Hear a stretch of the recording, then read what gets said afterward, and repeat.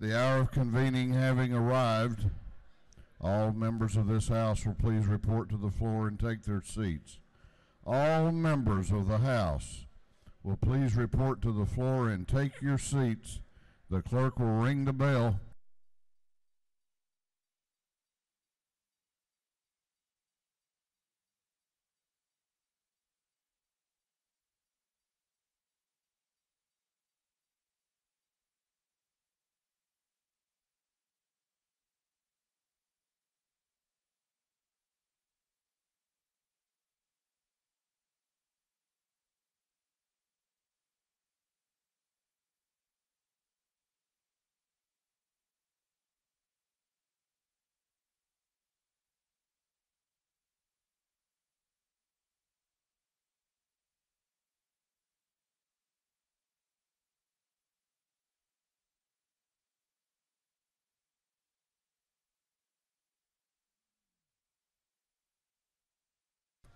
We're about to have the morning roll call. All members of the House will please report to the floor and take seats. All members of the House who are present will please vote green to signify their presence in the chamber, and the clerk will unlock the machines.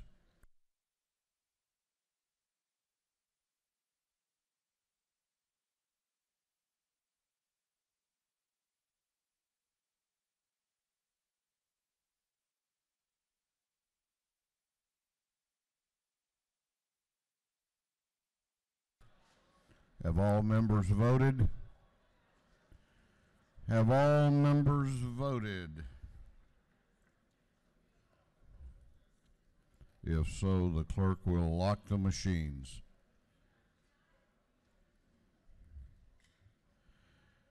Doorkeepers will please close the doors and keep them closed.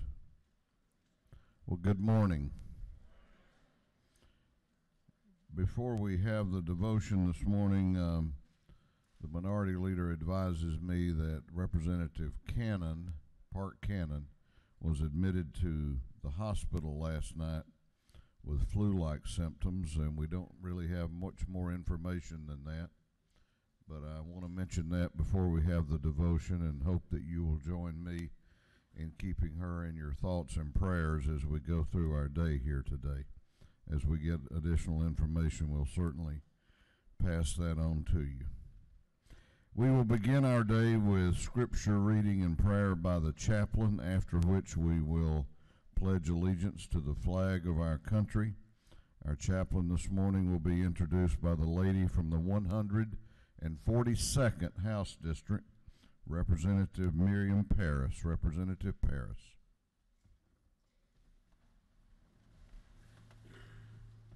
Thank you, Mr. Speaker. Good morning, colleagues. I'd like to introduce to you this morning my pastor, David Neely. He is the husband of one wife, Barbara Neely, the father of two. He began his life in ministry in 1976 and became pastor of Berean Christian Center around 1983. I often joke with him about us being non-denominational, because it is a denomination now. I love that he expounds the word to us with Greek and Hebrew interpretation to give us the essence of the word. I've learned a lot from him, and I'm honored to not only call him my friend, but to also call him my pastor. Ladies and gentlemen, I'd like to introduce to you my pastor, David Neely.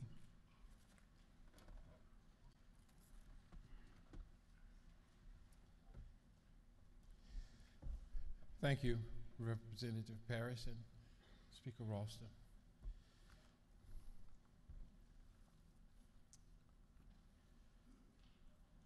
Ladies and gentlemen, I almost forgot that.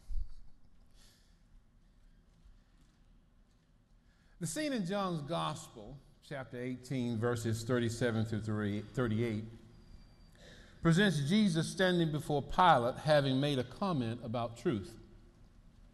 Pilate's response rose from the bewilderment that sometimes comes with leadership.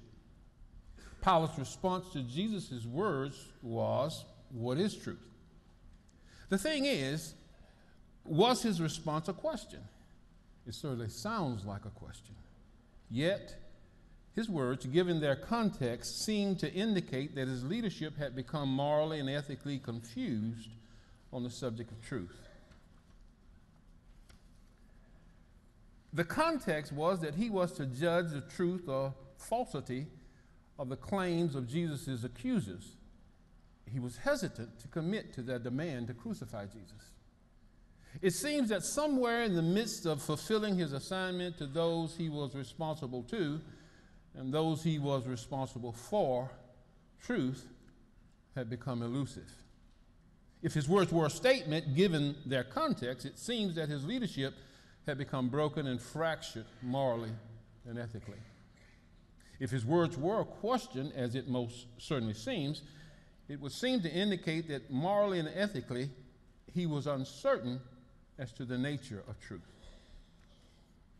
If his statement was a question to which he was seeking an answer, a question for us, given Pilate's dilemma, is, did he possess the courage to learn? To many, the narrative in John's gospel is without a definitive indication of the mental state that prompted Pilate's response to Jesus concerning the truth. Later, Pilate would say to Jesus' accusers that he found no fault in Jesus, yet he acquiesced to their desire to crucify him, and there's something very definitive about that decision. Whether it's somewhere between the universal truth of God and our own specific personal truths, sometime doing the truth things can be a struggle. As a Christian, the only universal truth for me is the God of Abraham, Isaac, and Jacob. Others have other foundations upon which truth is established in their hearts. As you well know so much more than I, the collective influence of your foundational truth impacts the economic viability and the ethical and moral atmosphere of the state of Georgia. You answer to a lot of people, you answer for a lot of people, and a lot of people answer to you. Quite often, these people have conflicting foundational truths.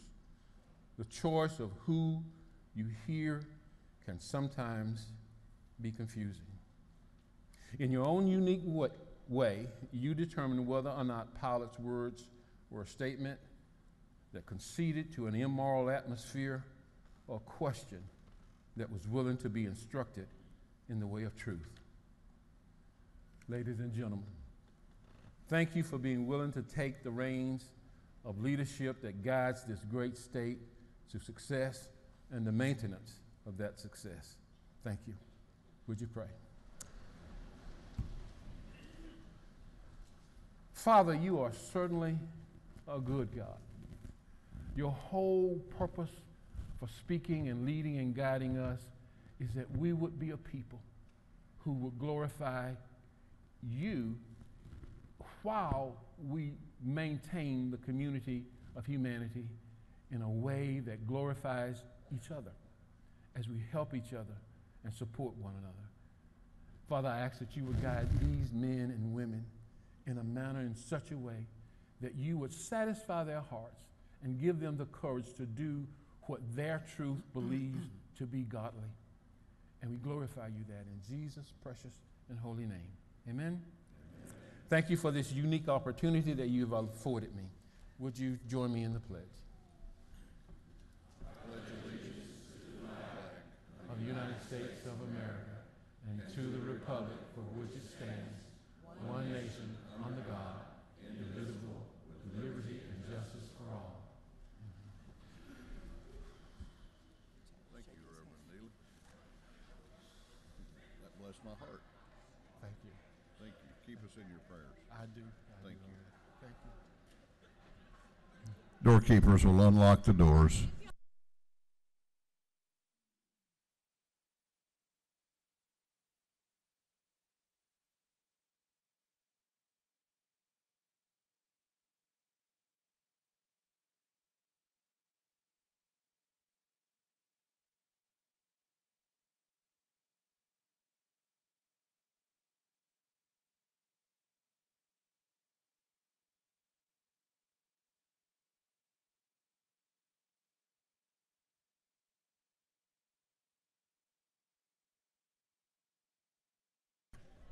Chair recognizes Chairman Darlene Taylor, the chair of the Committee on Information and Audits. Mr. Speaker, your Committee on Information and Audits has reviewed the proceedings of the previous legislative day and found them to be correct. Chairman Taylor, the chair of the Committee on Information and Audits, reports that the journal of the previous legislative day has been read and found to be correct. Is there any objection to the confirmation of the journal? The chair hears none, and the journal is confirmed. The clerk will read the resolution establishing the order of business for the day. Mr. Burns of the 159th moves that the following be established as the order of business during the first part of the period of unanimous consents. Introduction of bills and resolutions, first reading and reference of House bills and resolutions, second reading of bills and resolutions, reports of standing committees, third reading and passage of uncontested local bills and resolutions, first reading and reference of Senate bills and resolutions, morning orders. Is there any objection to the adoption of the resolution establishing the order of business for the day? The chair hears none, and the resolution is adopted. First reading of bills and resolutions. The clerk will read. House Bill 854 by Representative Williams of the 145th, McCall of the 33rd, Donahue of the 30th, McGowan of the 138th, Hitchens of the 161st, and others. A bill to be entitled an act to amend Chapter 8 of Title 48 of the Official Code of Georgia Annotated relating to sales and use tax. Ways and Means. House Bill 855 by Representative Deffenbaugh of the 1st, Powell of the 32nd, Epps of the 144th, Caldwell of the 131st, Cantrell of the 22nd. Bill to be entitled an act to amend Article 10 of Chapter 21 of Title 15 of the Official Code of Georgia Annotated relating to the Georgia Drivers Education Commission. Public Safety and Homeland Security. House Bill 856 by Representative Deffenbaugh of the 1st, Powell of the 32nd, Caldwell of the 131st, Maxwell of the 17th, and Cantrell of the 22nd. Bill to be entitled an act to amend Code Section 35-2-1 of the Official Code of Georgia Annotated relating to the creation of the Board of Public Safety composition. Public Safety and Homeland Security. House Bill 857 by Representative Dreyer of the 59th, Mathiak of the 73rd, Chandler of the 105th, Thomas of the 39th, Shannon of the 84th, and others. Bill to be entitled an act to amend Article 1 of Chapter 1 of Title 42 of the Official Code of Georgia Annotated relating to inmate policies. Public Safety and Homeland Security. House Bill 858 by Representative Blackman of the 146th, Knight of the 130th, Earhart of the 36th, Harold of the 106th, and Rutledge of the 109th. Bill to be entitled an act to amend Article 1 of Chapter 13 of Title 48 of the Official Code of Georgia Annotated relating to general provisions regarding specific business and occupation taxes. Ways and Means. House Bill 859 by Representative Gassaway of the 28th, Laricchia of the 169th, Powell of the 32nd, Tarvin of the 2nd, Stevens of the 165th, and others. Bill to be entitled an act to amend Article 14 of Chapter 1 of Title 10 of the Official Code of Georgia Annotated relating to secondary metals recyclers. Regulated Industries. House Bill 860 by Representative Donahue of the 30th, Dubnik of the 29th, Hawkins of the 27th, Barr of the 103rd, Chandler of the 105th, and others. Bill to be entitled an act to amend Article 2 of Chapter 3 of Title 3 of the OCGA relating to prohibited acts involving alcoholic beverages. Judiciary Non-Civil. House Bill 861 by Representative Gordon of the 163rd, Stevens of the 165th, Beverly of the 143rd, Smyrie of the 135th, Stevens of the 164th, and others. Bill to be entitled an act to amend Chapter 1 of Title 33 of the Official Code of Georgia Annotated relating to general provisions relative to insurance. Insurance. House Bill 862 by Representative Teasley of the 37th, Peak of the 141st, Fry of the 118th, Cantrell of the 22nd, Gilligan of the 24th, and others. Bill to be entitled an act to amend Code Section 40-2-86.1 of the Official Code of Georgia Annotated relating to special license plates. Motor Vehicles. House Bill 863 by Representative Glanton of the 75th, Douglas of the 78th, Burnell of the 77th, Bazemore of the 63rd. Bill to be entitled an act to conditionally repeal an act providing homestead exemptions from ad valorem taxes for the residents of Jonesboro and to enact a new provision. Intergovernmental Coordination. House Bill 864 by Representative Glanton of the 75th, Douglas of the 78th, Burnell of the 77th, and Bazemore of the 63rd. Bill to be entitled an act to amend an act to provide a new charter for the city of Jonesboro. Intergovernmental Coordination. House Bill 865 by Representative Parris of the 142nd, Trammell of the 132nd, Thomas of the 39th, Mitchell of the 88th, Jackson of the 64th, and others. Bill to be entitled an act to amend Chapter 13 of Title 16 of the Official Code of Georgia Annotated relating to controlled substances.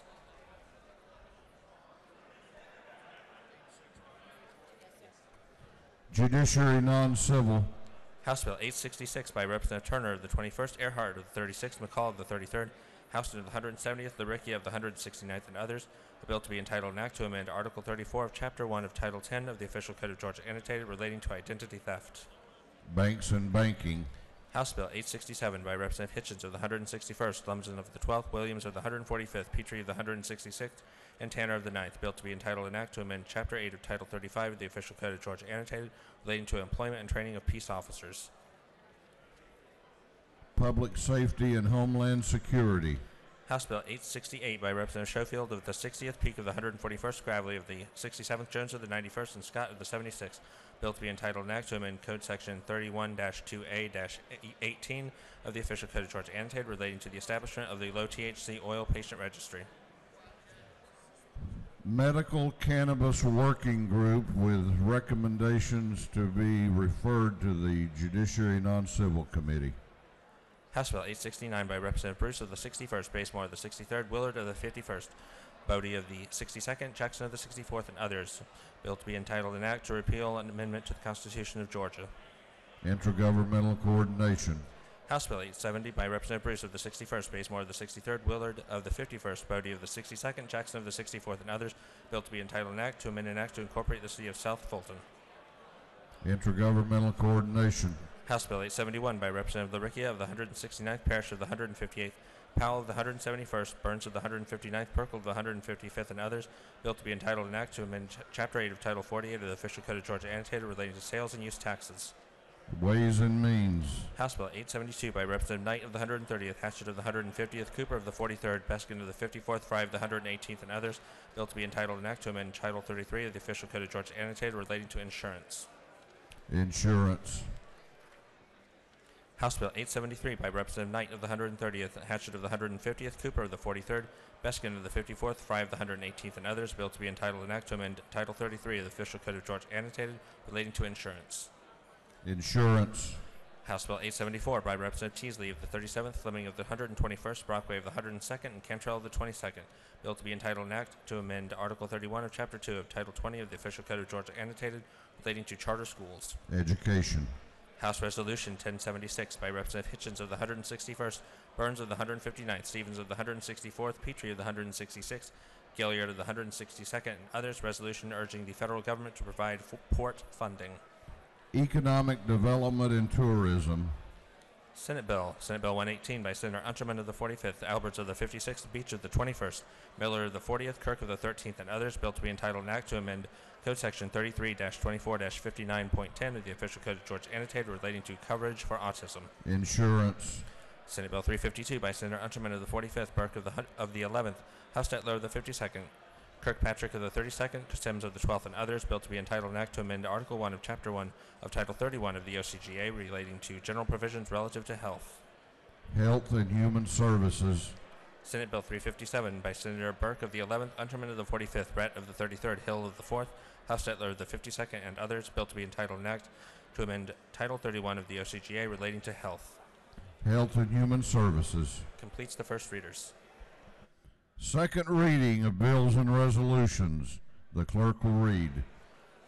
House Bill 843 by Representative Shaw of the 176th, bill relating to tax credits for business enterprises in less developed areas. House Bill 844 by Representative Houston of the 170th, bill relating to handicapped persons. House Bill 845 by Representative Gertler of the 8th, a bill to provide a new charter for the city of Young Harris. House Bill 846 by Representative Collins of the 68th, a bill to authorize the city of Villa Rica to exercise all redevelopment and other powers under the Redevelopment Powers Law.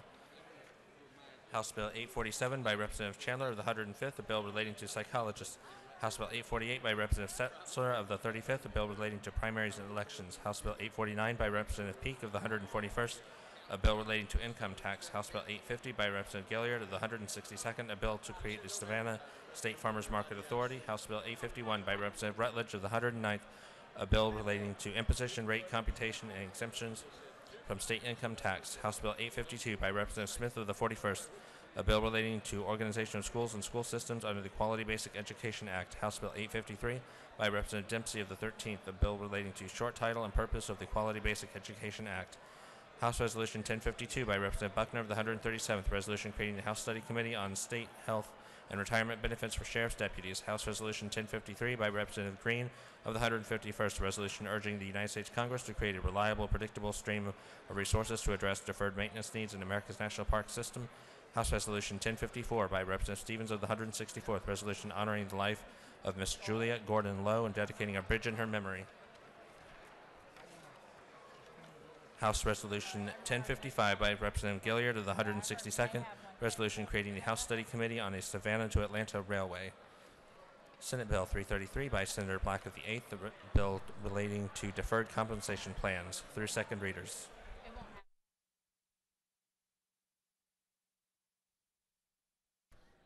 Reports of standing committees. The clerk will read. Representative Jaspers of the 11th District, Chairman of the Committee on Higher Education, submitted the following report. Mr. Speaker, your Committee on Higher Education has under consideration the following bill of the House, has instructed me to report the same back to the House with the following recommendation. House Bill 713 do pass. Representative Jaspers of the 11th, Chairman. Representative Jan Tankersley of the 160th District, Chairman of the Committee on Intergovernmental Coordination Local, submitted the following report. Mr. Speaker, your Committee on Intergovernmental Coordination Local has under consideration the following bills of the House and Senate, has instructed me to report the same back to the House with the following recommendations. House Bill 805, 806, 807, 822, 828, 829, 836, 838 all do pass. Senate Bill 278 do pass. Respectfully submitted, Representative Tankersley of the 160th District, Chairman. Representative Lynn Smith of the 70th District, Chairman of the Committee on Natural Resources and Environment, submitted the following report. Mr. Speaker, your Committee on Natural Resources and Environment has under consideration the following bill of the House and instructed me to report the same back to the House with the following recommendation. House Bill 665 do pass. Respectfully submitted, Representative Lynn Smith of the 70th District, Chairman. Representative Battles of the 15th District, Chairman of the Committee on Retirement, submitted the following report. Mr. Speaker, your Committee on Retirement has under consideration the following bill of the House and instructed me to report the same back to the House with the following recommendation. House Bill 418 do pass by substitute. Respectfully submitted, Representative Battles of the 15th District, Chairman. That completes the committee reports.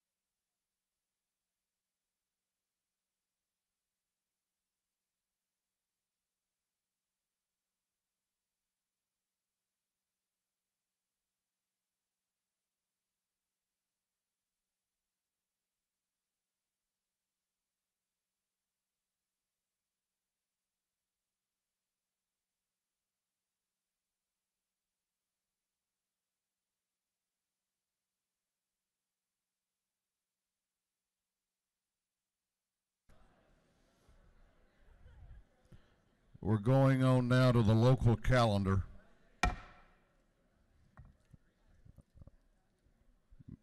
House will come to order. We're going on to the local calendar. Third reading and passage of uncontested local bills. If there is no objection, we will vote on the local calendar as a whole with a recorded vote. Hearing none, it is so ordered. The clerk will read the local calendar. House Bill 805 by Representative Green of the 151st, Terrell County. House Bill 806 by Representative Benton of the 31st, Town of Brazelton. House Bill 807 by Representative Spencer of the 180th, City of St. Mary's. House Bill 822 by Representative Williamson of the 115th, City of Social Circle. House Bill 828 by Representative Fleming of the 121st, City of Harlem.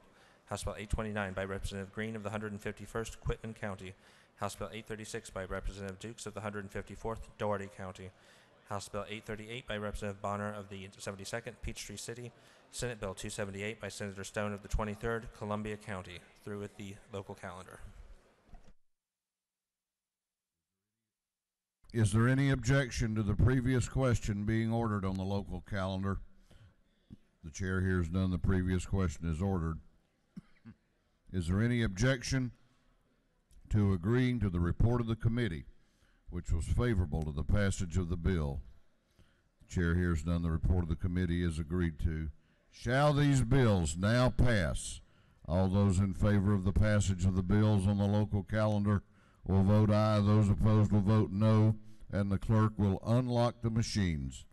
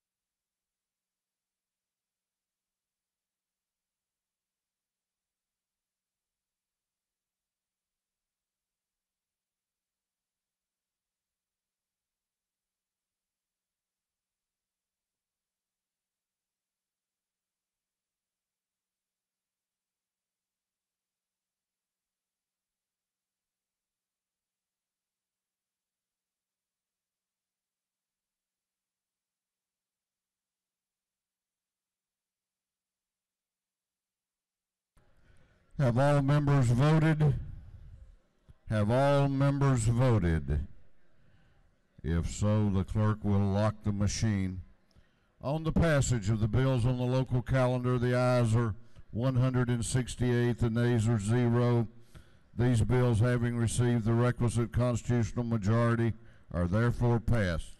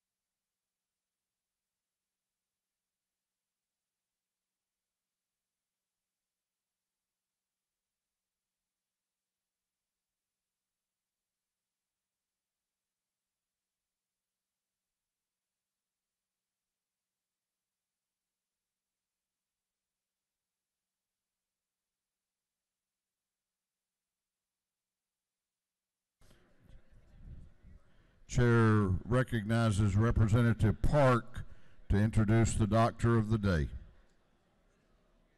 Hey, Sam. How you doing? Yes, sir. How are you? Thank you, Mr. Speaker. It's my pleasure to introduce the Doctor of the Day. Dr. Scott Pugel is a pediatrician practicing with Kaiser Permanente of Georgia as a member of the Southeast Permanente Medical Group. He sees children from infancy to 21 and is on staff at Children's Healthcare of Atlanta.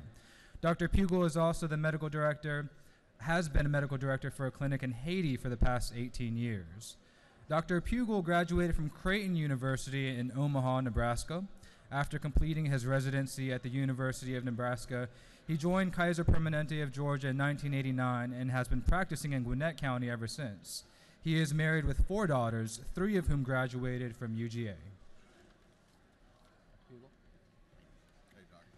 Thank you. Thank you for having me here, and I do see people over 21, so don't worry. I'd like to thank you for the work that you're doing. As part of the medical profession, we're concerned about the health of Georgia. And if you look at the social determinants of health and the risk of premature death, a lot more influences things that you can do than what we can do in the medical profession. So the safety of our communities, the influence on personal behaviors play a bigger role than some of the times the stuff that we can do in the exam room. So I appreciate the work that you're doing. If anybody wants to come by and talk about their children or grandchildren, I'll answer any questions you have. Or if you just want to vent, I'm used to crying and whining, so it's good. Right. Thank you very much.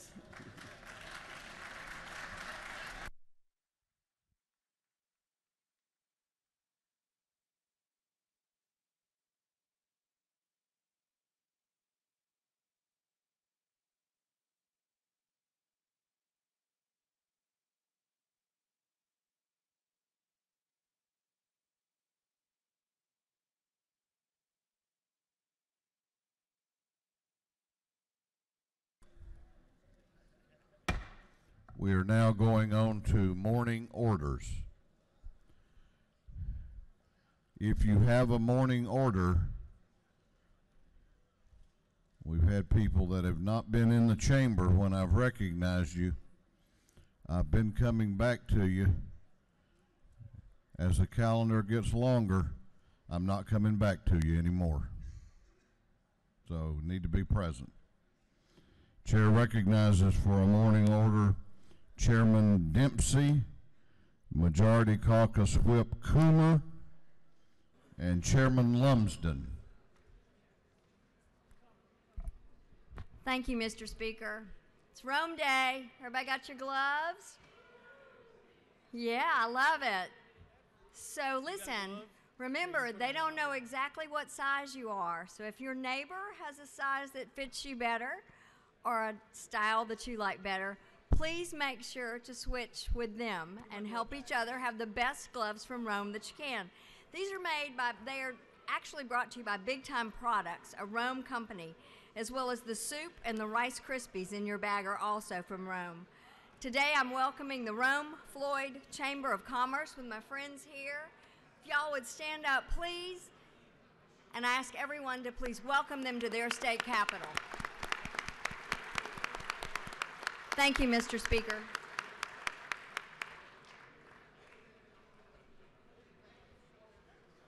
Chair recognizes Chairman Pruitt for a morning order. Thank you, Mr. Speaker. If I could have your attention, please.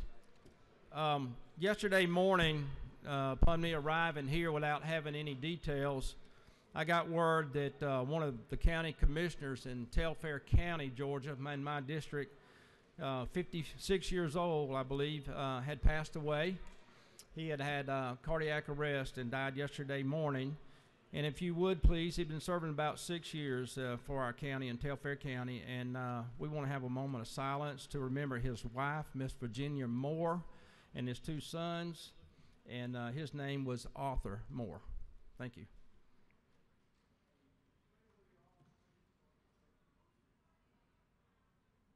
Amen. Thank you.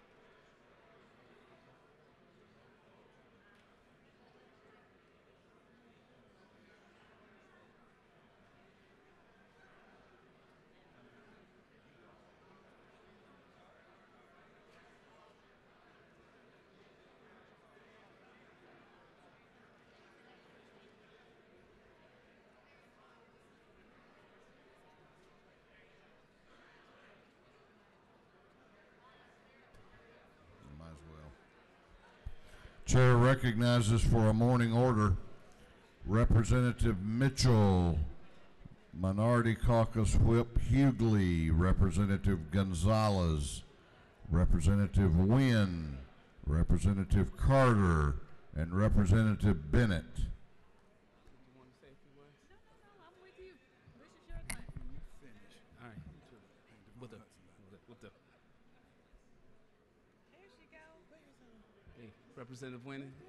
Representative Wynn, Bennett.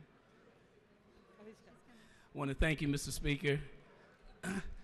Today, we have a number of women advocates on our grounds advocating for a constitutional amendment in the United States Constitution, which is called the Equal Rights Amendment, which would guarantee women would have equal rights. We have some outstanding legislators who are advocating for that here. Certainly Representative Gonzalez, Representative Hughley, Representative Carter, and Representative Wynn, and others, and so many other women. But there's some in the gallery I'd like to take the opportunity to recognize as well.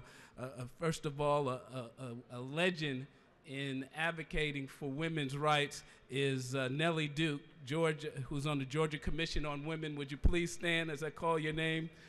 Pastor Jamie, outstanding advocate. We have actresses Ernestine Johnson and Goche. They are here in the gallery. And we also have Darlene McCoy, who hosts a national broadcast radio program heard here on Praise 102.5, The Nightly Spirit here in Atlanta.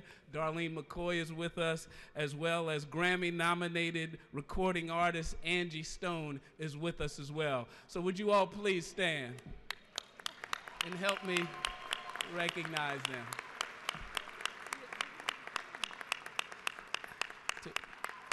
To my colleagues, they will be assembled in the ante-room if you would like to come down and greet them. Thank you so very much, Mr. Speaker.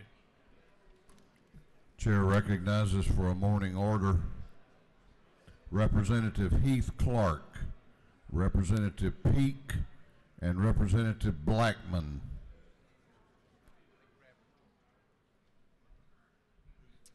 Thank you, Mr. Speaker. And Representative Gravely. Thank you, members of this body and citizens in the balcony. You know, last week when we left out of here, I was very frustrated, very disheartened. It's one of those days where you wonder if you're making a difference, why you're up here, what you're doing. But I was reminded yesterday of why we do what we do. As most of y'all know, yesterday was National Signing Day.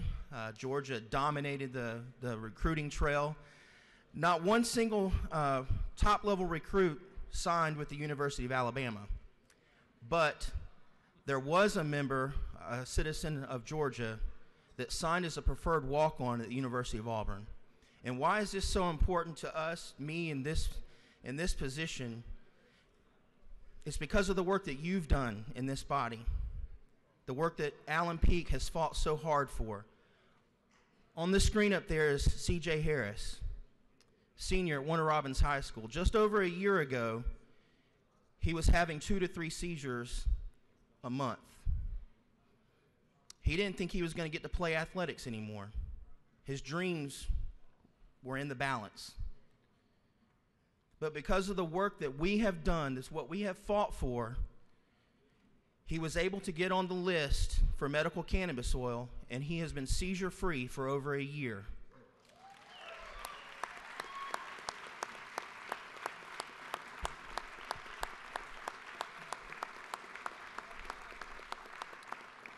His family at home is watching, so thank you. I want to thank you. His life has been impacted by our work. His lineage has been impacted by the work that we have done. His dreams are being fulfilled. He has a future. He's going to get a quality education at that school across the Georgia border. But I want to urge, last year I carried a resolution that urged Congress to change the laws and change the scheduling of marijuana to allow for medical research and medical purposes. It's time for Congress to act. They need to stop sitting around on this issue and stand up and speak up for men, young men like C.J. Harris. And we need to be resolute and resolved in what we do in this body. until every man like C.J. Harris has an opportunity to pursue his dreams, and stop cutting them off. I want to urge us all on this side, across the hall, on the second floor, it's time that we pass legislation to allow cultivation in this state so that his parents aren't forced to break federal laws to get him the treatment that he needs. Thank you, Mr. Speaker.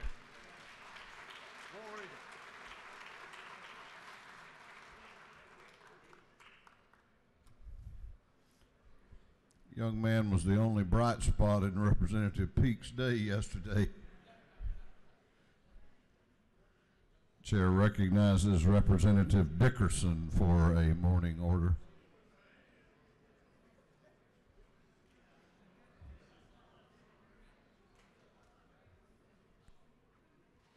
Thank you, Mr. Speaker. I'm joined by my colleagues from Rockdale County, and we would like to recognize Leadership Rockdale. If they're in the gallery, would you please stand?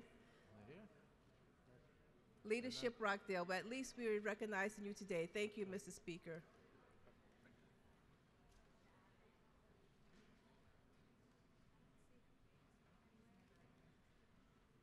Chair recognizes Representative Chandler for a morning order.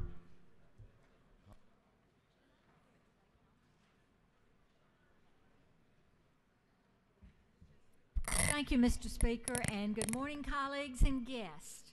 This week is National School Counseling Week, and we're privileged to have a group of school counselors here. And since I was one of that group for about 31 years, I know what these folks do, and I know their hearts.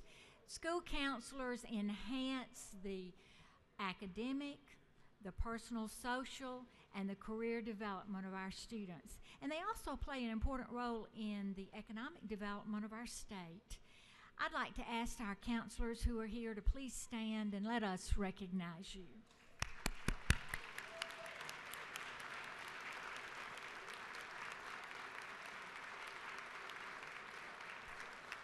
Chair recognizes Representative Burnow for a morning order.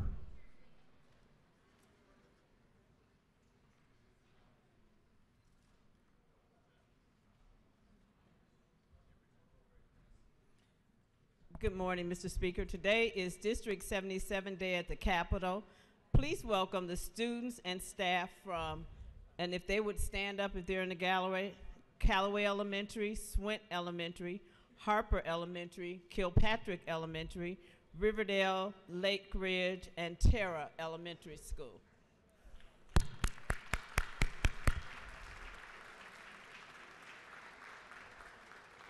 Thank you, Mr. Speaker.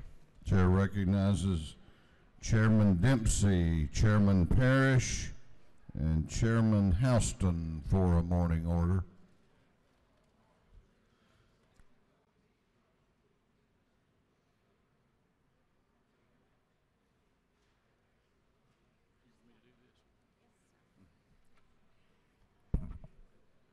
Thank you, Mr. Speaker. Today is Independent Living Day at the Capitol, and on your desk there should be a flyer giving you some additional information, and there are going to be folks down in room 216, so I hope you'll take a minute and drop by there.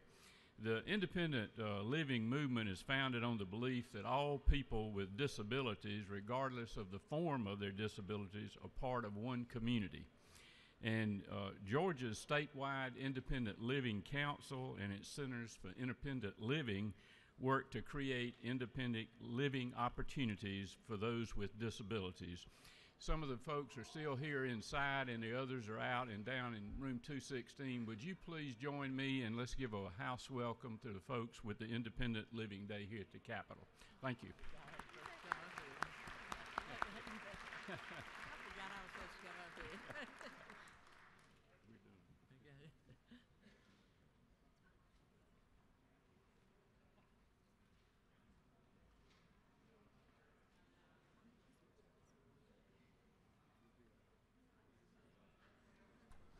Chair recognizes Representative Carpenter for a morning order. Thank you, Speaker. Two things this morning. First thing I want to do is I want to talk about the fantastic recruiting class Kirby Smart and the UGA Bulldogs had yesterday. #2 all time. I don't know if that means much to you, but it means a whole lot to me. And the second reason I'm here is I'm here to congratulate Whitfield County residents Jason and Courtney Warren. Their baby Lucas was selected as the 2018 Gerber Baby of the Year. What makes this so special is he is also the first baby to be chosen with Down syndrome. I hope this will be a great opportunity to showcase the extra special people of this state. There will be food in the anteroom later to celebrate this from the best restaurant in Whitfield County, the Oakwood Cafe. Thanks for your time.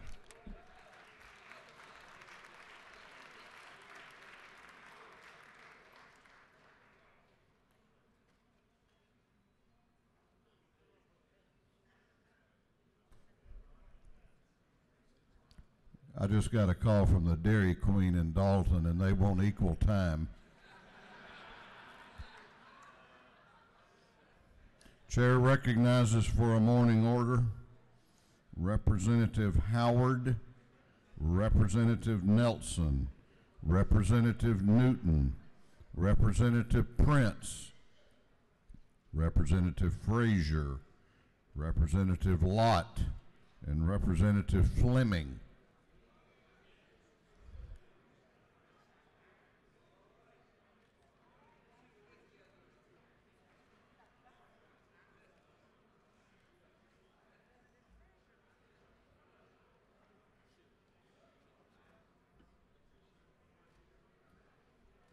Thank you, Mr. Speaker.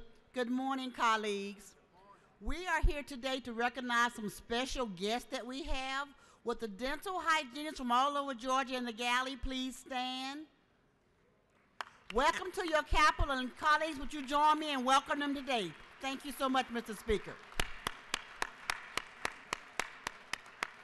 Included in that group are many from the Augusta University, and we are so proud of all of you. Thanks for the work that you do.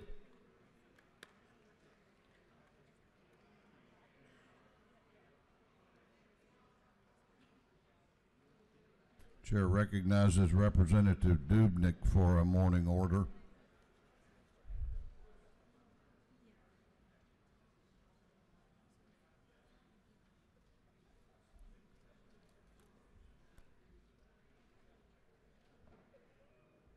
Where's Emory? Thank you, Mr. Speaker. I'm very excited this morning to announce that it is YMCA Day at the Capitol, and we have a number of our leaders from around the state in the gallery. If you would, please stand up, and everyone, we can all sing the song and recognize them together. Welcome to your Capitol, and thank you for being here.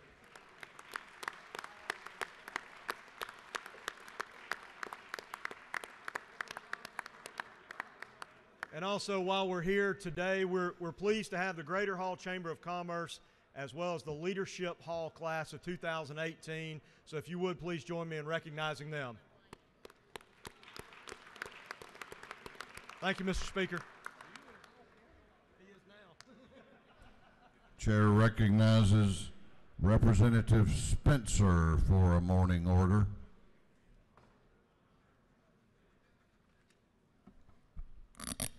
Well, thank you, Mr. Speaker. On behalf of Representative Donahue, Chairman McCall, and myself, I'd like to recognize some youth up in the gallery. Today is Equine Youth Day here at the State Capitol, and we've got some great young people who have done some great achievements with the use of horses. They've been great stewards of agricultural and the animal kingdom here in Georgia, so I'd like for them to stand and be recognized. Thank you. Thank you very much.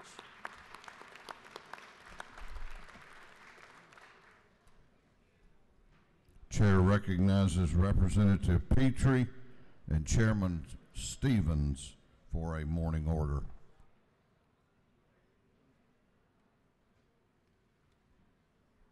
Thank you, Mr. Speaker. Ladies and gentlemen of the House, recently on Sunday, y'all may have heard about a terrible Amtrak crash that resulted in 116 people being injured, 2 deceased. The engineer of that train was a constituent of mine in Bryan County that Chairman Stevens and I represent by the name of Michael Kemp, 52 years old. And so if y'all could, I'd like to ask for a moment of silence for Mr. Michael Kemp, fine man who is the engineer of this Amtrak train which crashed on Sunday in South Carolina. Thank you.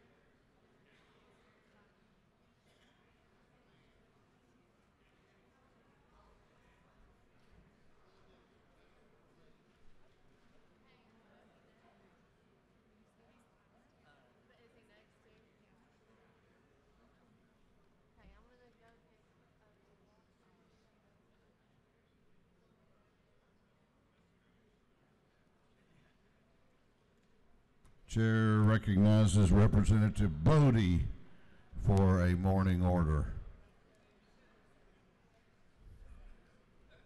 Thank you, Mr. Speaker. I'm here today for a moment in Black history. I'm going to talk about Attorney John Morton Finley, who was born on June the 25th, 1889, and died on January the 28th, 1998. Mr. Morton Finley was a civil rights activist, a lawyer, and an educator. He was born in Kentucky. He served in World War I as a Buffalo Soldier, which was an elite group of black soldiers. He earned his law degree in 1911, practiced law until the age of 106 years old. That was for a period of nearly 85 years as a practicing lawyer. Finley was believed to be the longest practicing attorney in the United States of America. Finley was so highly regarded that he was given a dinner held in his honor by President George H.W. Bush. Finley studied throughout his lifetime, completing his final degree course at the age of 75. He obtained nearly 11 degrees, including 5 in law and others in mathematics and history and sociology. Thank you.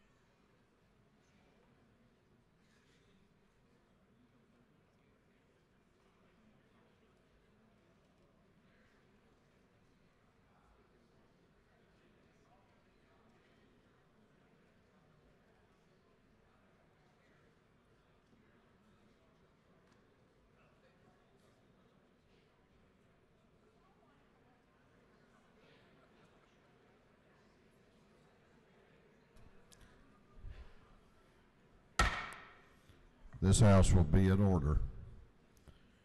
We are about to recognize some very distinguished guests here in the House today, and we have a number of different groups. So I'm going to ask for the cooperation of the members of the House and ask you to please take your seats and cease conversation and give proper respect to those that we are honoring. The clerk will read the caption to House Resolution 971.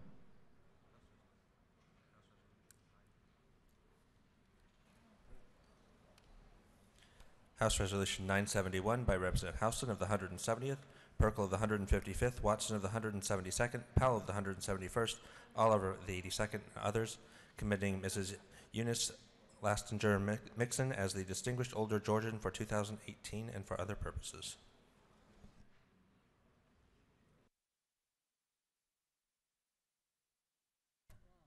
Chair recognizes Chairman Houston for an invite resolution.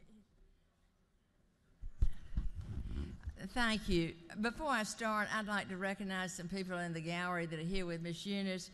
Her son, Johnny, and his wife, Pat Mixon, and their granddaughter and her husband, Melanie and John. And also today joining Miss Eunice is her son, Jimmy and Debbie Mixum, and Jim and J.C. Mixum. Well, I tell you, this is quite an honor to recognize my friend and my advisor and my constituent, Miss Eunice Mixum. Miss Eunice has been named the Distinguished Older Georgian for 2018. And in the past 3 decades, she has worn so many hats. She's been a farmer's wife, she's been a school teacher, she is a non-paid political consultant, she's a community leader, and she's had standing parts in movies and TV shows. And also, when Governor Perdue was here, he had recommended for her to be in a national TV commercial. And she was flown out to California, and you might have seen her on a national TV ad. And one thing and she was, I'll have to mention, she was a doorkeeper for the Senate for a short while. But you see who's recognizing her. We'll forgive her for that.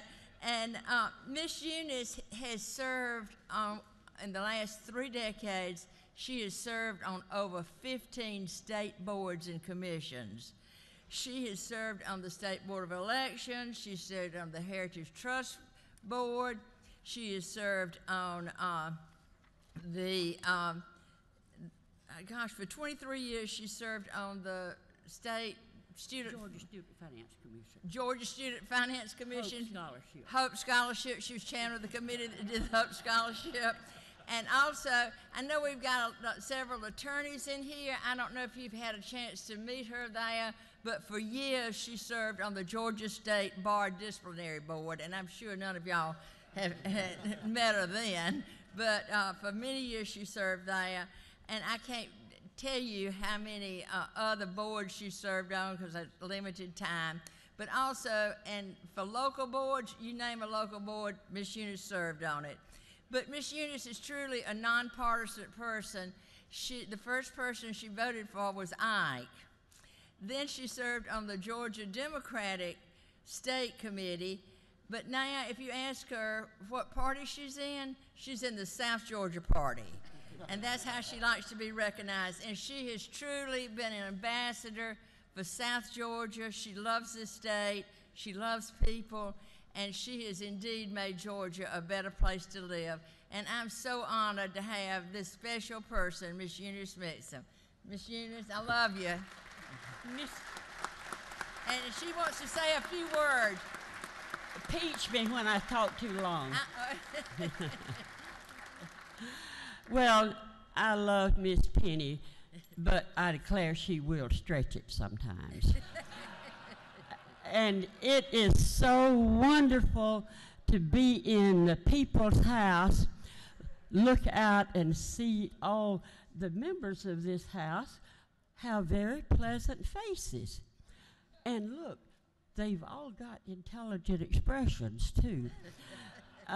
And I'm teasing you a little bit because y'all all worked so hard, and you wouldn't be here if you weren't what we needed.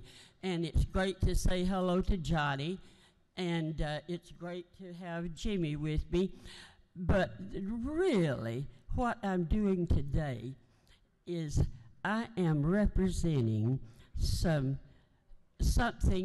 that 20-year-olds especially, maybe 30, 40, maybe even 50, need to be reminded that I am representing the thousands and thousands and thousands of older Georgians who are watching and looking for a place to help really serve Georgia.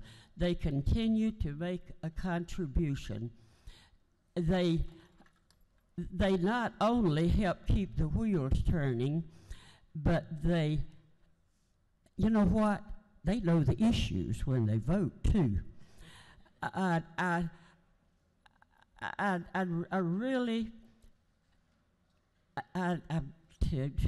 can't tell you that much. Let me stop just a minute.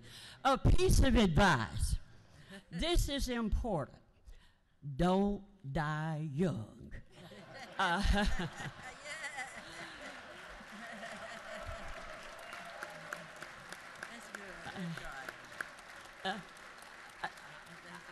I can testify that after you're 80 and you're ready to say, oh, I got this honor today, because the main thing, you got to be 80 years old. Well, I was 86, and that made me a shoo-in. I want to tell you, because you don't believe it yet. You think you're living your best days now. And I guess you are. But some of the richest things that make you feel real useful can come after you're 80 years old. And you work your head off when you're young, and nobody seems to notice. But honey, you hit 80 and you will get so many honors. So the main thing is, don't die young.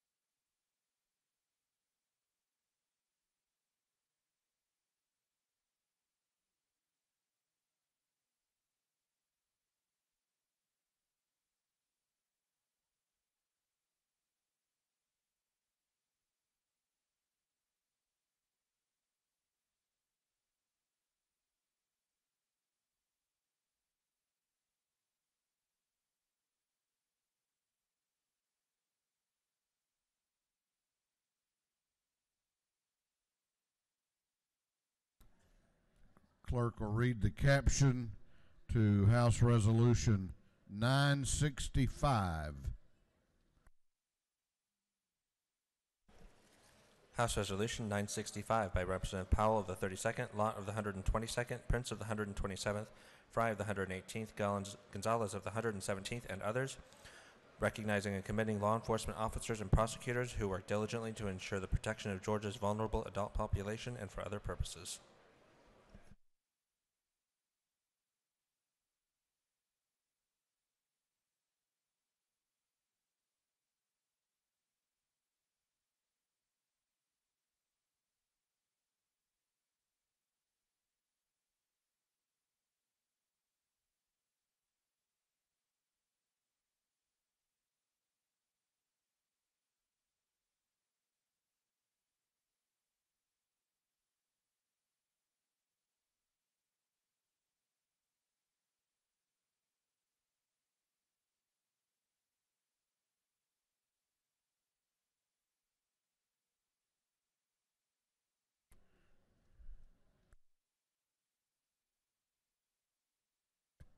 Chair recognizes the Chairman of the Public Safety and Homeland Security Committee, Chairman Alan Powell, for an invite resolution.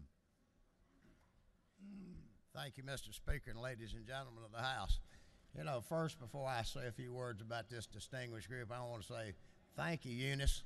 It is live long, don't die young, folks, and she's absolutely right.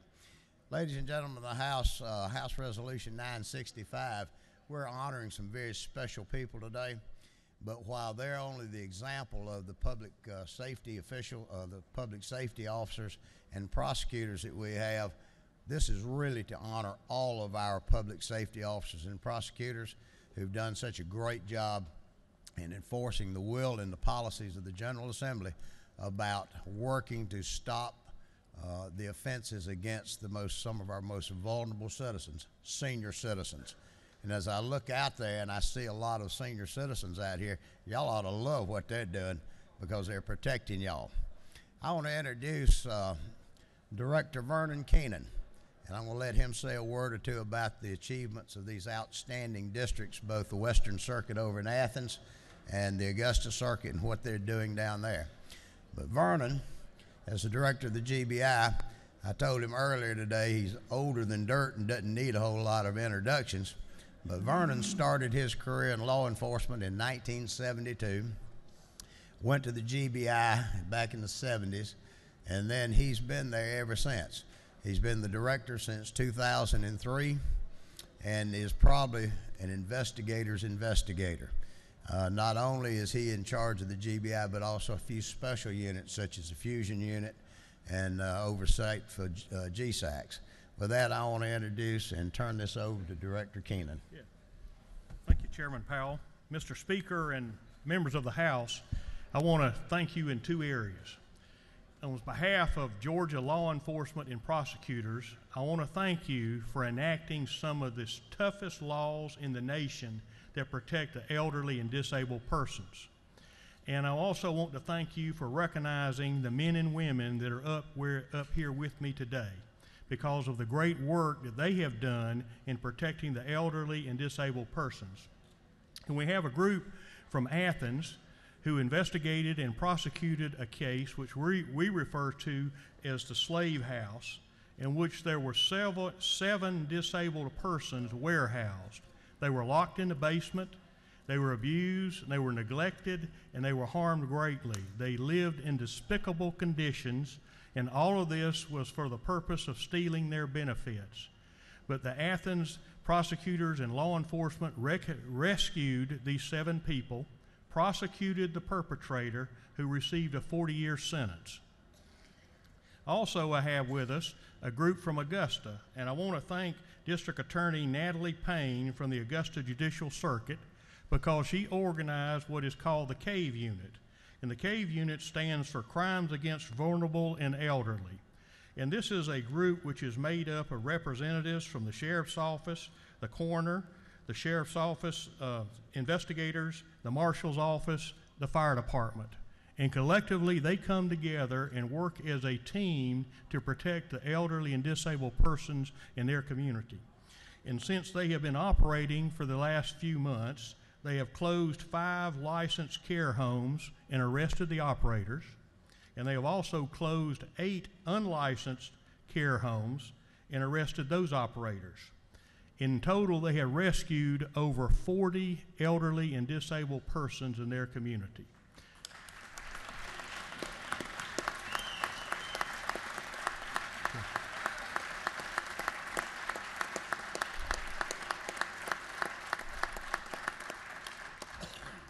Thank you, Chairman Powell and Mr. Speaker and members of this body, for recognizing these great men and women who work the streets every day protecting the elderly and disabled persons.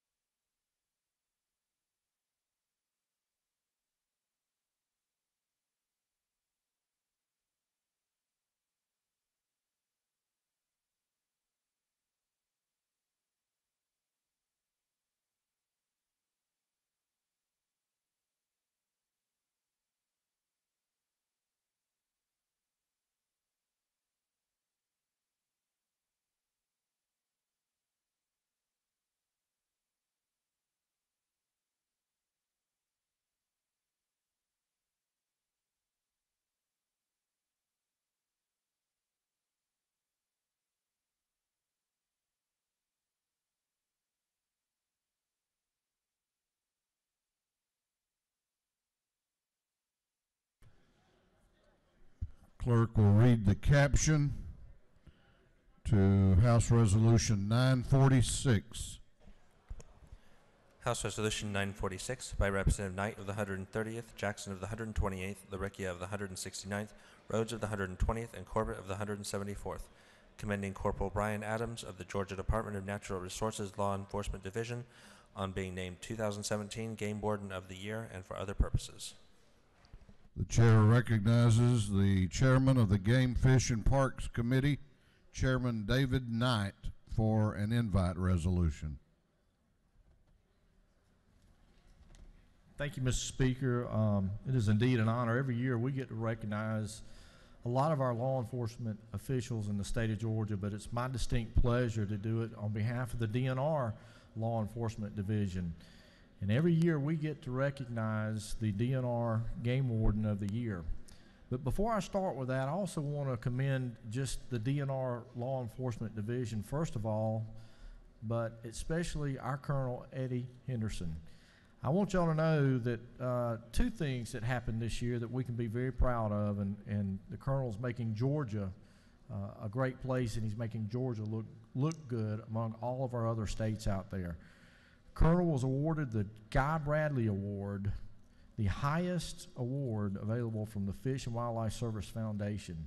The award was named after Guy Bradley, the first game warden killed in 1905.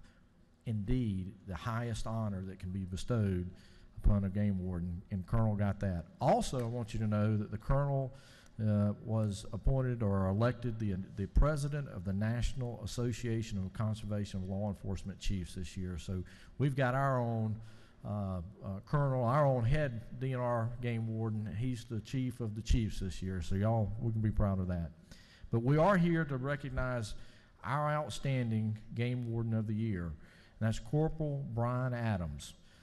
He is the 2017 Game Warden of the Year. He's been with the department since 1998, and his citizens that he is assigned to cover is around the county of Glasscock and the surrounding counties of McDuffie, Taliaferro, and Warren. He has been recognized in 2007 with the Law Enforcement Life Saving Award, the Regional Ranger of the Year, Investigative Ranger of the Year in 2015, and was the Rocky Wainwright Waterfowl Award winner in 14 and 15. And he is continuously on the job, proving himself.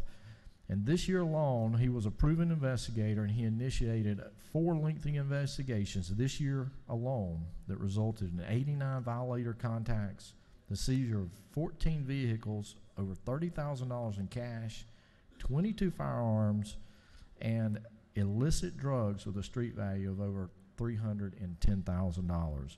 But what I like most of all of what he's doing, he's out there in our schools, and he's gotten involved with the local public school system, and he's made sure that, including the curriculum, hunter education for all the 9th grade students and boater education for all the 8th grade students. What a great thing he's doing with recruitment. And also, he was recognized, or he organized last year his 12th annual Glasscock County Kids Fishing event, so that every kid from pre-K through 5th grade gets an opportunity to spend a day fishing. So without further ado, please help me honor our 2017 Game Warden of the Year, Brian Adams.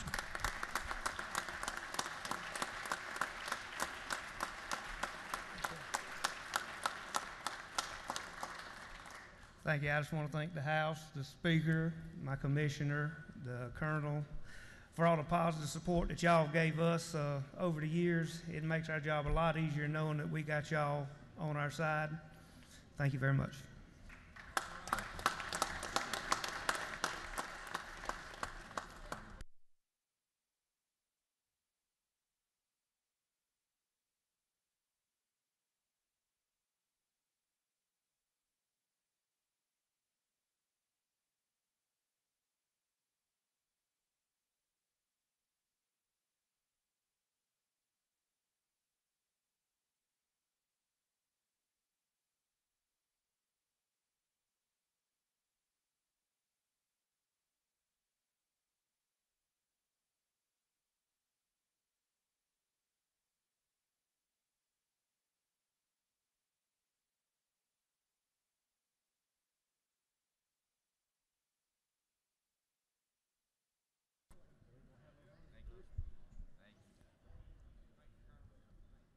Chair wants to recognize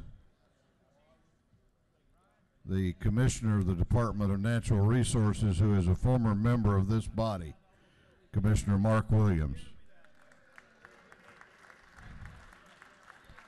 Chair also wants to recognize, and she's not aware of the new rule that we adopted, that you have to be gone at least 20 legislative days to be recognized on the floor, but I'll waive that. Please help me welcome back the former Chairman, Amy Carter.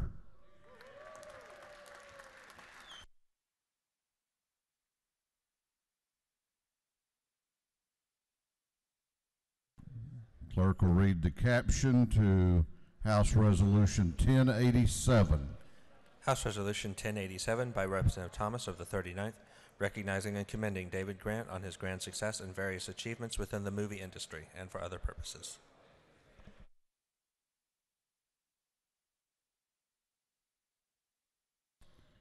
Chair recognizes Representative Erica Thomas for an invite resolution. Thank you, Mr. Speaker, and thank you, distinguished colleagues. I am so glad to be able to bring the producer of the Black Panther movie and also one of the VPs of Marvel. Last night, we were able to watch the screening of Black Panther, and anyone that is in here that watched that movie last night, it was amazing. It was epic. And that movie brought over $84 million to Georgia. That's a lot of money. That deserves a clap. Thank you. And they have not only worked with this movie, but a lot of other ones and many more to come. So I'm happy to introduce David Grant. Hello, Georgia.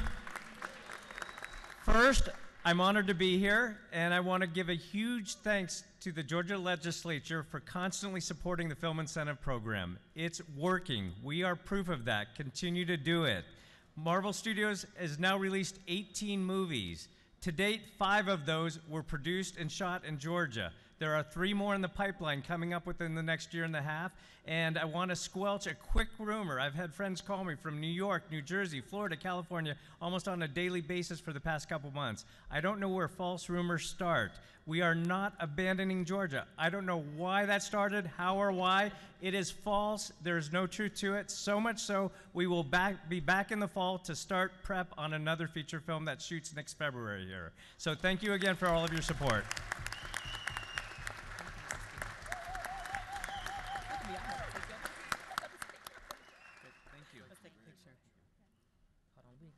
Can we push up?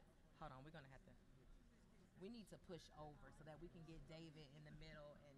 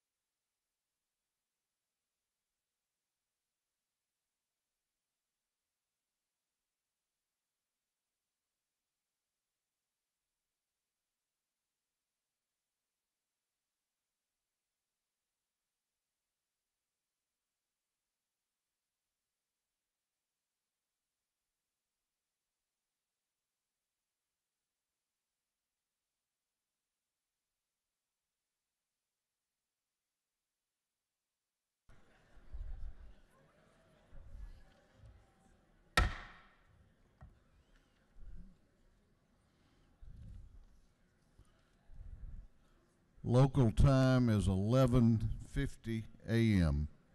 and we are now going on to the rules calendar.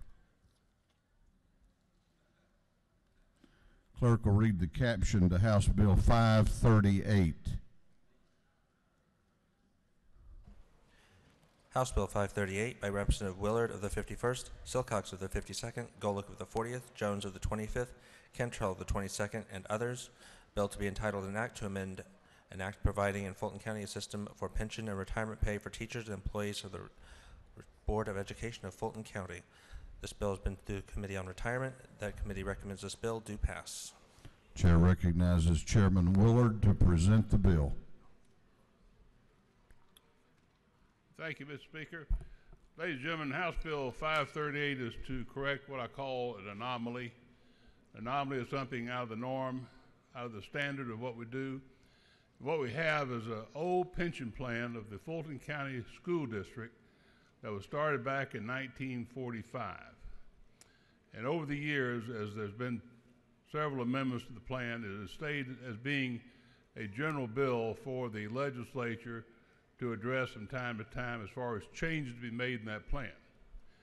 As most of you know, your school districts, your city pension plans and your county pension plans are all done through a local oversight, usually elected body. This is to now take the oversight, operation, and management of the Fulton County School District Retirement Plan and place it back in the hands of the elected school board members for that oversight and management. The one thing it does reserve is if there's a change to be made as to the benefits under the plan, the school district is to come back to the Fulton County delegation for a review and approval of that need. Otherwise, they will have the appointments to be made to the pension plan board, the direction of management of the investments, etc. With that, Mr. Speaker, I will yield to any questions my colleagues may have.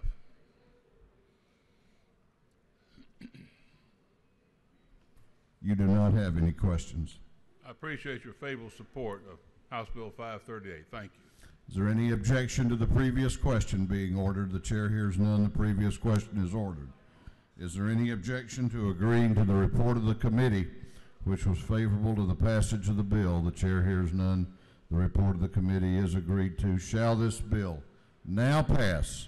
All those in favor of the passage of House Bill 538 will vote aye. Those opposed will vote no, and the clerk will unlock the machines.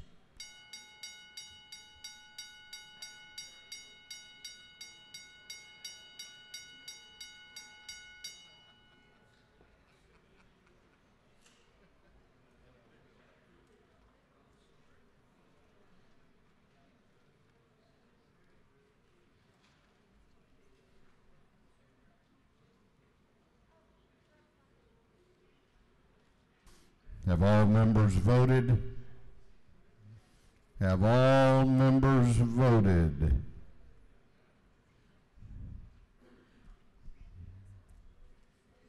If so, the clerk will lock the machines.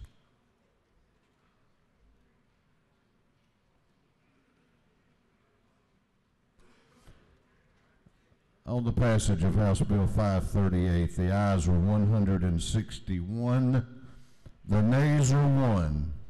This bill, having received the requisite constitutional majority, is therefore passed. Clerk will read the caption to House Bill 655.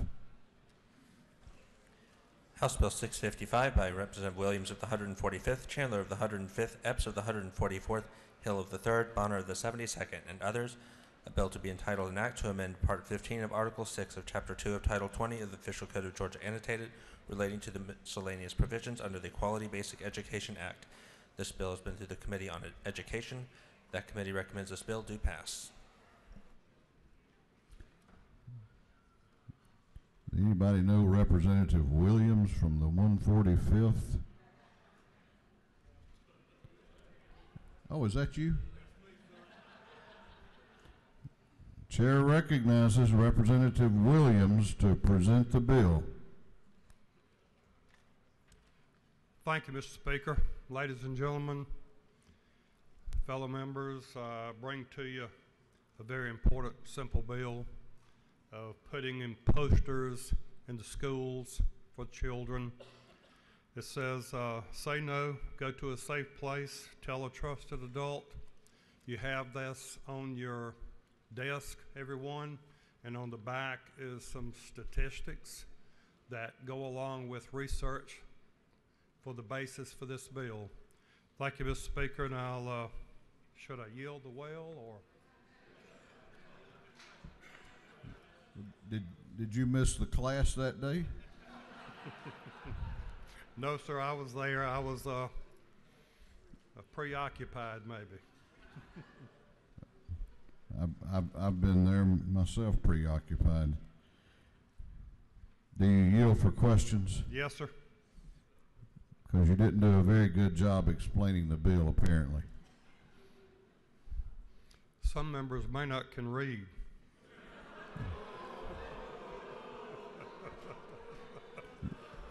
There is that. All right, let's see. Chair recognizes your professional colleague, Representative Bentley, to your left. Does the gentleman yield?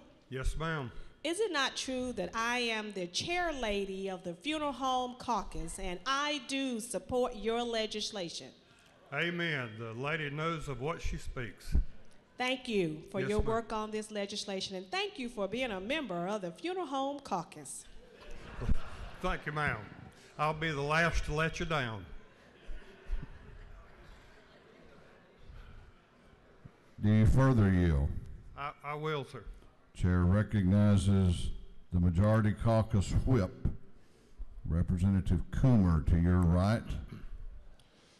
Thank you, Mr. Speaker. Does the gentleman yield? I do. Can you tell me what your bill, if your bill would help to protect consumers by making sure that there's an adequate number of caskets in every funeral home in this state, and how you would see that implemented? We deliver 24/7 on a 3-hour notice. It wouldn't be any problem, Mr. Chairman. Thank you very much. Thank you, sir. You want to keep going? Sure, why not? We'll, I mean, it's only noon. One more, Mr. Chairman. Chair recognizes, let's see, how about the chairman from the committee from which the bill came, Chairman Coleman, to your left. Thank you, Mr. Speaker. To gentleman in the well, do you yield? I do, sir. Isn't it true that this posting of this document is volunteer? You don't have to do it, but we encourage the schools to do it, and no cost to the school systems. Is that not true? That is correct. The gentleman knows of what he speaks. Thank you. Thank you, sir. You still have a lot of questions. Do I really? You do. Do you wish me to yield? It's not up to me. One more, sir. I mean, I would. I yield the well. Far be it from me to. Far be it from me to tell anybody when to get in or out of the well. All right, we have another member that wishes to be heard on the bill, and the chair recognizes Representative Stovall, who is not here. Okay. No other speakers. Is there any objection? What purpose does Representative Kirby rise? Parliamentary inquiry. State your inquiry. Is it not true that line 14 of the bill says shall post, and that would not be voluntary? I'm sorry, state that again. On line 14 of the bill, the wording is it shall post, and shall would be non-voluntary for the schools. Well, I think everybody has to read the bill. Thank you, sir. I assume you've read the bill. What purpose does Chairman Coleman rise? I'm inquiring. State your inquiry. Isn't it true that that's why I asked that question to the author, where he could say it was or it was not? If the gentleman so states. Yes, sir. Is there any objection to the previous question being ordered? The chair hears none. The previous question is ordered. Is there any objection to agreeing to the report of the committee, which was favorable to the passage of the bill? The chair hears none. The report of the committee is agreed to. Shall this bill now pass? All those in favor of the passage of House Bill 655 will vote aye. Those opposed will vote no, and the clerk will unlock the machines.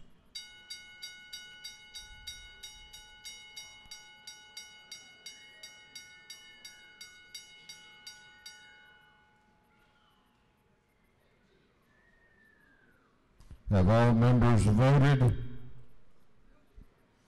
Have all members voted? If so, the clerk will lock the machines on the passage of House Bill 655. The ayes are 145, the nays are 16. This bill, having received the requisite constitutional majority, is therefore passed. The clerk will read the caption to House Bill 618.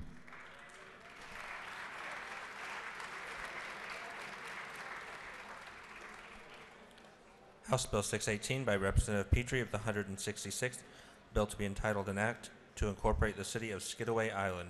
This bill has been before the Committee on Governmental Affairs. That committee recommends this bill do pass by substitute.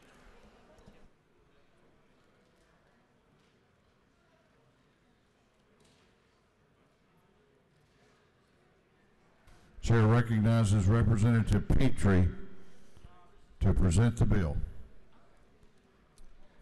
Thank you, Mr. Speaker. Ladies and gentlemen of the House, I bring you today House Bill 618.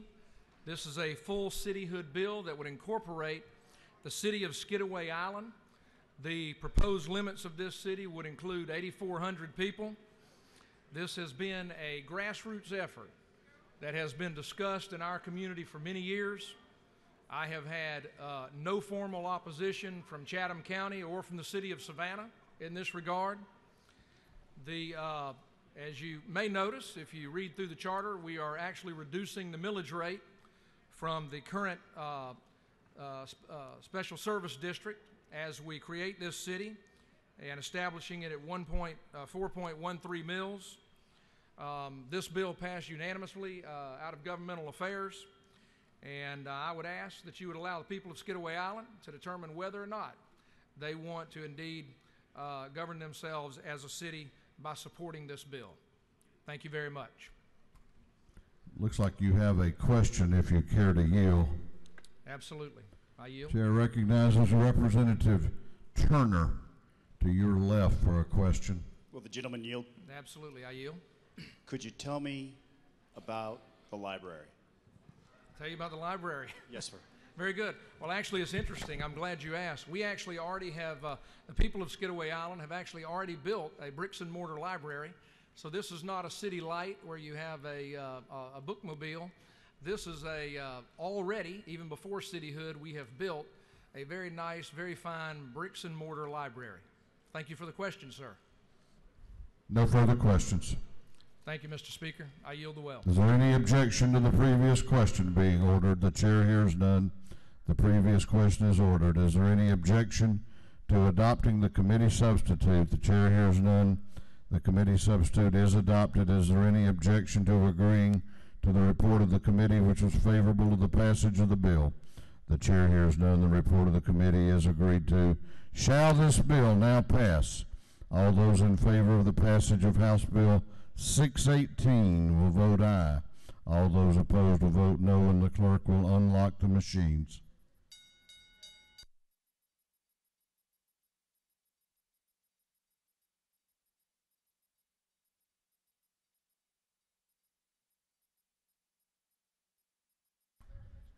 Have all members voted? Have all members voted? If so, the clerk will lock the machine on the passage of House Bill 618. The ayes are 158, the nays are 3. This bill, having received the requisite constitutional majority, is therefore passed.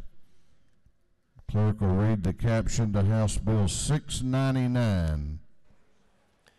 House Bill 699 by Representative Belton of the 112th, Hitchens of the 161st, Blackman of the 146th, Clark of the 98th, and Corbett of the 174th, and others. A bill to be entitled an act to amend Code Section 25-4-9 of the Official Code of Georgia Annotated relating to basic firefighter training courses and transfer of certification.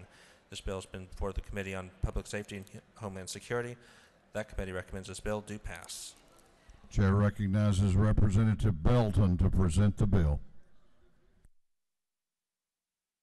Thank you, Mr. Speaker. This is a very simple bill. It's a military bill inspired by Representative Al Williams, who started this process of making it easier for veterans to get jobs in Georgia.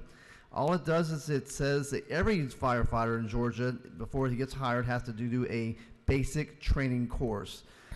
And he gets a certificate of completion for that. All this bill says is that military firefighter who presents the council satisfactory documentation that he's done a course like this in the military can get a certificate of completion from Georgia as well. It does not require the firefighting to hire the veteran. I yield for questions.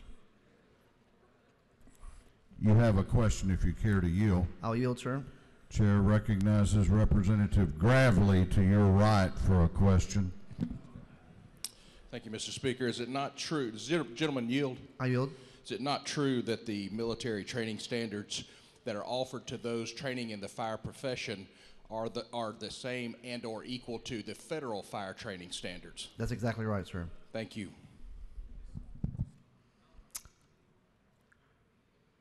I'll yield the well, sir. Gentleman has yielded the well. Is there any objection to the previous question being ordered? The chair hears none. The previous question is ordered.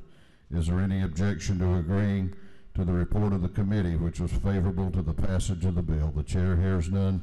The report of the committee is agreed to. Shall this bill now pass? All those in favor of the passage of House Bill 699 will vote aye. Those opposed will vote no, and the clerk will unlock the machines.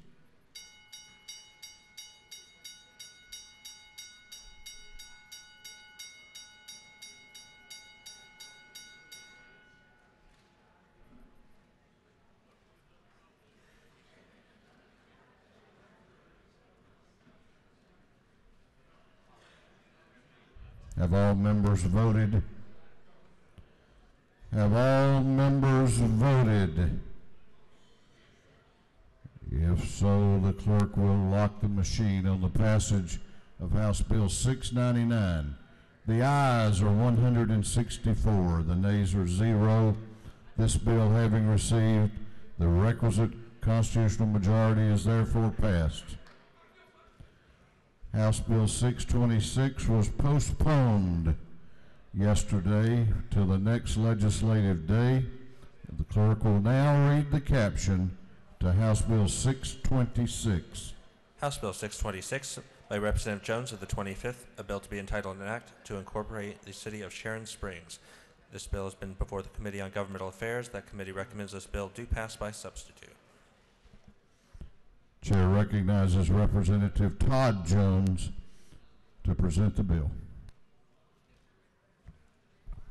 Thank you, Mr. Speaker. Ladies and gentlemen, 626, quite frankly, creates a referendum to create the second city within Forsyth County. The name of that city would be Sharon Springs.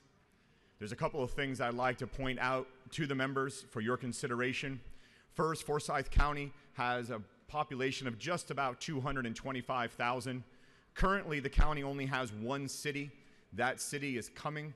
That has a population of about 6,000. The city of Sharon Springs, if incorporated, would be in the southeast corner of the county. It would have a population of about 50 to 55,000. Four things to consider about this. One, it would initially start out with 3 services. Those services would be planning and zoning, code enforcement, and waste management. This would be in replacement of what the county is currently serving in the southeast portion of the county. Secondly, the Forsyth House delegation supports this bill and the process by which we took. Third, This bill was vetted throughout the entire summer through a study committee that was appointed by the 7 members of the Forsyth delegation and the 5 Board of Commissioners. So I feel as if this is a strong recommendation from the citizens.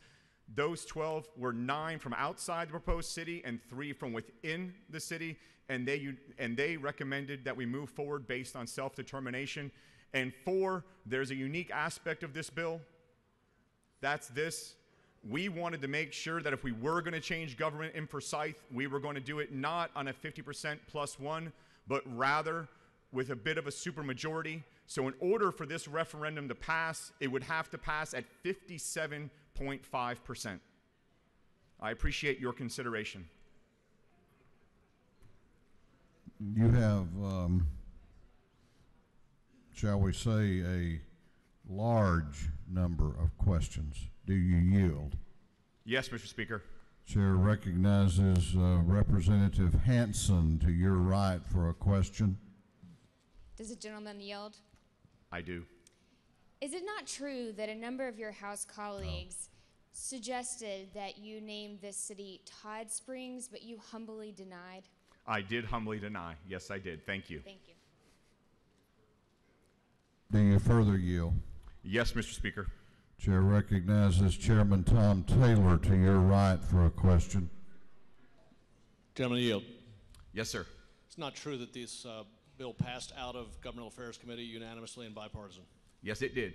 Thank you, sir. Do you further yield? One more question, Mr. Speaker. Chair recognizes Representative Cantrell to your left for a question.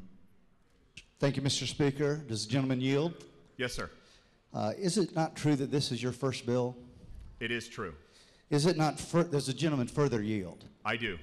Is it not further true that as your seatmate and delegation mate that I might have some inside knowledge on this bill? That would be true. Do you further yield?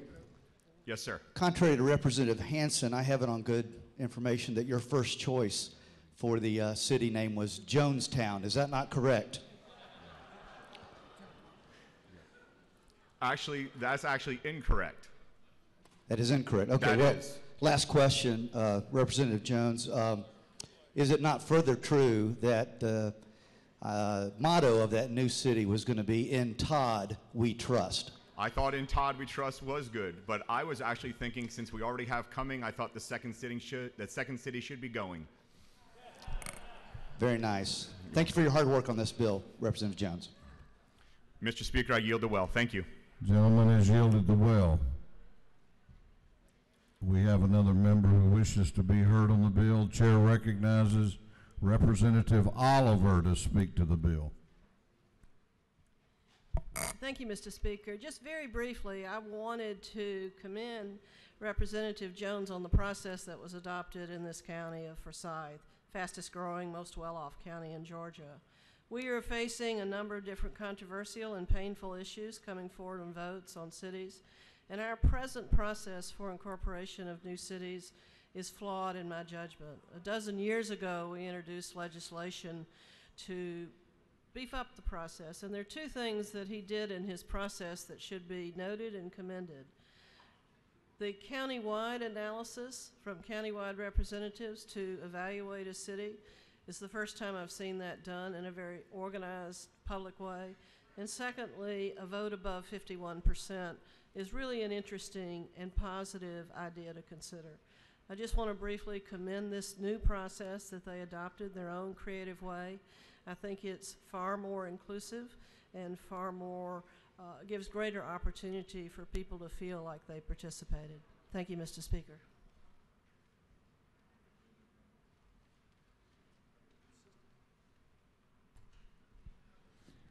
Is there any objection to the previous question being ordered? The chair hears none. The previous question is ordered. Is there any objection to adopting the committee substitute? The chair hears none. The committee substitute is adopted. Is there any objection to agreeing to the report of the committee, which was favorable to the passage of the bill? The chair hears none. The report of the committee is agreed to. Shall this bill now pass? All those in favor of House Bill 626 will vote aye. Those opposed will vote no, and the clerk will unlock the machines.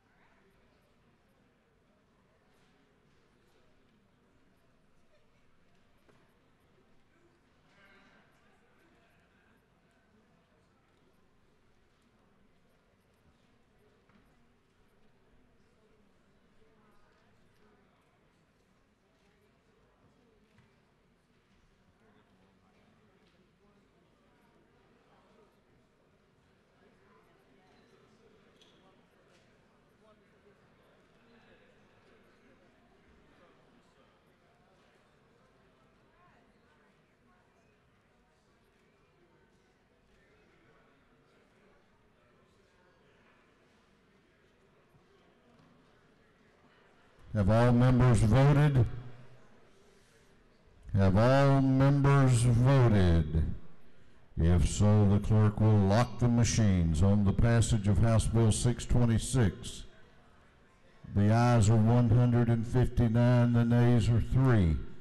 This bill, having received the requisite constitutional majority, is therefore passed.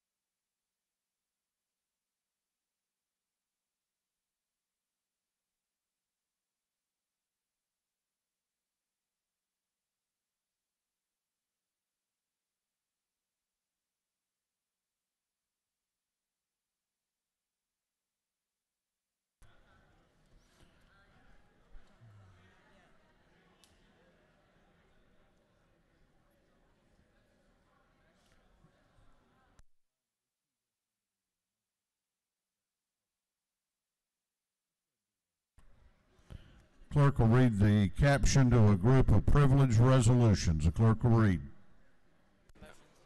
A resolution commending Gatewood School's varsity competitive cheerleading team, recognizing and commending Dr. John Crawford Lippman on his exemplary service, recognizing February 13, 2018 as the 6th Annual Legislative Fly-In, commending Gatewood School's varsity shotgun team for winning the 2017 GISA State Clay Target Championship, recognizing and commending the State of Israel on its 70th anniversary, recognizing May 2018 as National Bike Month and National Bike Safety Month, and in May 14th through the 18th, 2018 as Bike to Work Week, commending the Upson Lee High School Knight boys basketball team for winning the 2017 GHSA 4A State Championship Basketball Championship, commending the YMCAs of Georgia for the important work they do in communities across the state, commending the Georgia Rural Health Association and recognizing March 1st, 2018 as Rural Health Day at the state capitol, and for other purposes. That completes the privilege resolutions.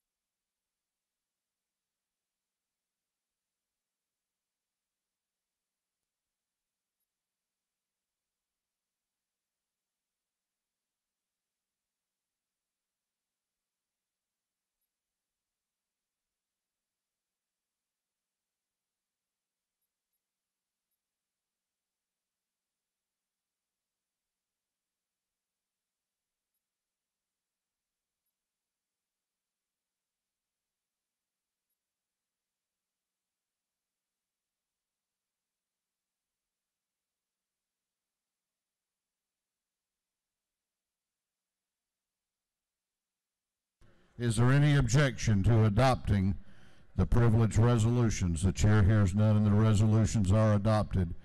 For what purpose does Chairman Powell rise? I make a motion. State your motion. I move that the rules of this House be temporarily suspended so a bill can be read for the first time and assigned to committee. Clerk will read the caption. Unnumbered House Bill to be entitled an act to amend Titles 36, 38, 46, 48, and 50 of the OCGA relating to local government, military, emergency management, and veterans affairs, public utilities, and public transportation, venue, and taxation, state government, respectively. By Representative Powell of the 171st, England of the 116th, Watson of the 172nd, Parsons of the 44th, and Jackson of the 128th.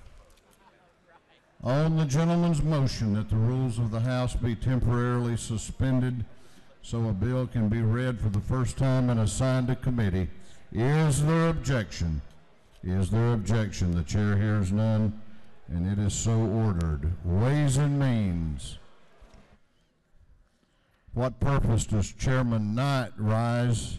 To make a motion. State your motion. I'd like to make a motion that the rules of the House be temporarily suspended so that a bill may be read for the first time and assigned to committee. Clerk will read the caption. Unnumbered House Bill by Representative Knight of the 130th, Harrell of the 106th, Efstration of the 104th, and Rogers of the 10th. Bill to be entitled an act to amend Part 1 of Article 2 of Chapter 5 of Title 48 of the Official Code of Georgia Annotated relating to tax exemptions from property tax. On the gentleman's motion that the rules of this House be temporarily suspended so a bill can be read for the first time and assigned to committee, is there objection? Is there objection? The chair hears none, and it is so ordered. Ways and Means.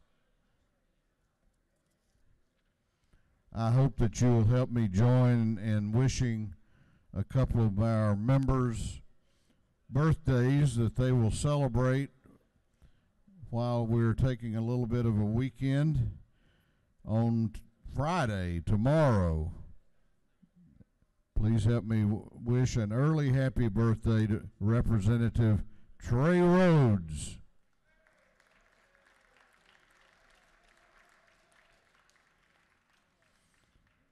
And on Saturday, it will be the birthday of Chairman Kevin Tanner. Chairman Tanner. If you have signed up for an announcement, please make your way to the front of the chamber. Chair recognizes Chairman England for an announcement. Thank you, Mr. Speaker. Everybody, y'all might want to listen up for just a second for me. Many of you have probably got numerous calls and questions about House Bill 778, the idea that came out of the Rural Development Council this past year, moving the administration of the career technical and ag ed programs over to the technical college system to make sure that we have the alignment in place to develop the workforce that we have worked so hard to develop in this state, and it's so important to make sure that we continue to develop into the future. At this point, we're going to pull that back, and we're going to take and go into the RDC this coming summer as we go through and having our hearings again there. There's always a lot of anxiety about change, and I fully understand that. I get frustrated a lot of times, as many of you do, at the rumors and things that get said about bills that don't actually do this or that, but it's being told that they do this or do that when they don't. There have been a lot of rumors, accusations, and so forth made about what the bill does or does not do. Us looking at it over the summer and having the opportunity to actually talk about it in that forum, even though we would typically talk about that in this legislative process, but just making sure that everyone fully understands what it is that our intention is for the students of this state today, tomorrow, and generations into the future, to make sure that they have the capabilities, the skills, the training, the soft skills, all of those things that they need to be successful and lead successful lives as citizens of this state. So with that, I just want to let you know that, because I know that you're getting emails, you're getting phone calls, you're getting text messages, all of those things that we receive as we try to take care of our constituents. I want you to know that you can respond to those folks, that this will be something that we will be looking much deeper at as we go into the summer through the RDC hearings. So thank you, ladies and gentlemen, and from the bottom of my heart, thank you for the questions you've answered And for those of you that have expressed to your constituents my commitment to career tech and ag ed in this state, I am a product of it. I'm a proud product of CTAE and what this program does for our students. And I will never do anything to intentionally harm these programs. And I want people to understand that what we want to make sure we're doing is ensuring for generations to come that these children have access to these critical classes. Thank you, Mr. Speaker. Chair recognizes Representative McLean for an announcement. Thank you, Mr. Speaker. The Georgia Working Families Legislative Caucus will be meeting in rooms 307 and CLOB, and the luncheon presentation will be the State of the Work in Georgia, presented by Georgia Budget and Policy Institute. Thank you, Mr. Speaker. Chair recognizes Chairman Ballinger for an announcement.